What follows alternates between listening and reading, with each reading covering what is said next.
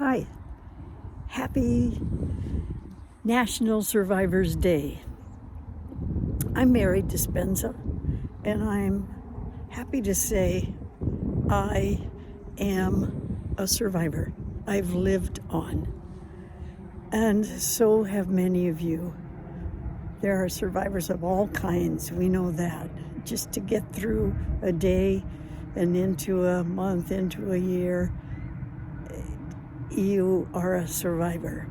So today, I celebrate you and me, and I say how grateful that I am that I have survived, because many of my dear friends who have suffered from sexual abuse have not survived. And I am a survivor of clergy sex abuse and nun abuse. I'd like to tell my story of priest abuse. I was 7 years old, and the parish priest raped me.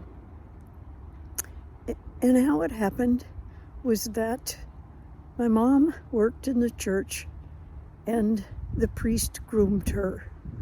He befriended her, and through her, he was able to get to me. And one day, I was in the second grade. I ran across the street to the rectory to try to find my mom, and they told me that she was in the lunchroom. So I ran back over to the lunchroom, and sure enough, there she was with her friends, the cafeteria ladies. And I went in, and sure enough, they were chatting and talking, and I leaned against my mom for a little while and found it all very boring. So I went into the school auditorium, which was the adjoining room, and I noticed it was very dark, and I had never seen it darkened there before.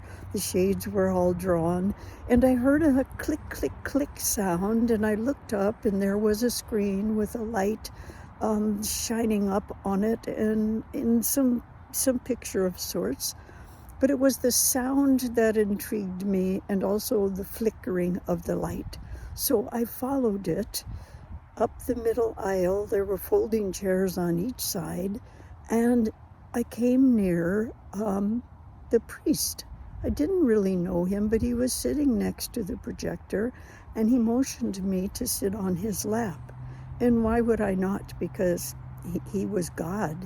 So I crawled up on his lap, and it was very exciting, because right at the side of me was the projector, and the two wheels were spinning, and the slice of film was running from one wheel to the next, and the click, click, click sound, and a magic picture going up front. I was really excited until I wasn't.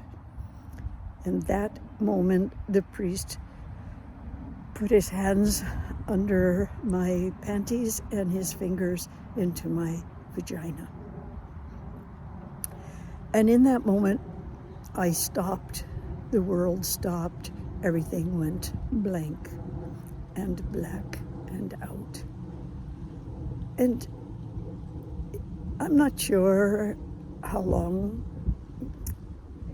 the incident lasts, maybe 10 minutes, maybe 15. I do remember that he, the priest, walked me to the back of the hall, the parish hall, and he left me. And I went into a tiny little bathroom, and I washed, and I washed, and I washed. And it was in that moment that I believe I split in two.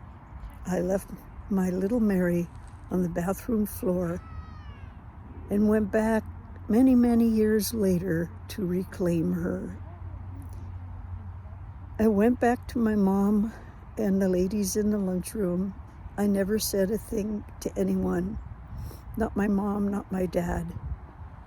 And in that moment, all my relationships were harmed, especially with my mom and dad, because things were not the same.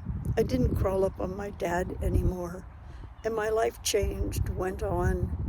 And it was at age 52 when I finally woke up to what had happened, and through a lot of hard work, I brought little Mary back to me, and now we are one, and she knows that I will always, always protect her. Eventually, I faced my abuser. I filed a suit. I was one of the lucky ones, one of the ones whose case went forward and was settled. And I have a word to all of you to not give up, especially on yourself, on your life.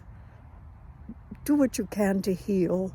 Reach out for love, reach out for friendship, and know that there are those among us who are there for you. You are not alone. We can offer our love, our support, and walk with you. And I am one of them. And I mean it when I say I'm here. I give you my love. I give you my support. And there is life. Life after the very dark, difficult time you may have incurred. And this being Survivor's Day, I reach out my hand to you and say, be with me, be with other survivors. Reach out wherever you can. Your life is worth it. You are worth it. Happy Survivor's Day. I love you very much. I'm Mary Dispenza from Seattle, and I'm here for you and with you.